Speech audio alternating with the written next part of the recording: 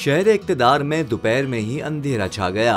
इस्लामाबाद में तूफान, हवाएं, बारिश और शालाबारी। दिन में ही रात के मनाजिर, लोग हैरत में मुब्तला हो गए। मुल्क के मुख्तलिफ हिस्सों में बादल बरस पड़े। इस्लामाबाद और रावलपिंडी में आंधी के साथ मूसलाधार बारिश और शालाबारी भी हुई। साथ ही काली घटाओं से दिन में अंधेरा छा गया। मूसलाधार बारिश और शालाबारी से गर्मी का जोर टूट गया और मौसम खुशगवार हो गया। ताहम तूफानी हवाओं से कायद-ए-आज़म यूनिवर्सिटी में कैंटीन की छत गिर गई और दरख्त को जड़ से उखाड़ फेंका। तूफानी हवाओं ने ट्रैफिक का निजाम दरहम बरहम कर दिया, जबकि मुतादिद फीडर्स ट्रिप कर गए। साइन बोर्ड्स और दरख्त गिरने से बिजली की तारों और खंभों को नुकसान पहुंचा। तर्जुमान का कहना था कि मुतासिरा फीडर्स पर बिजली की बहाली का काम जारी है।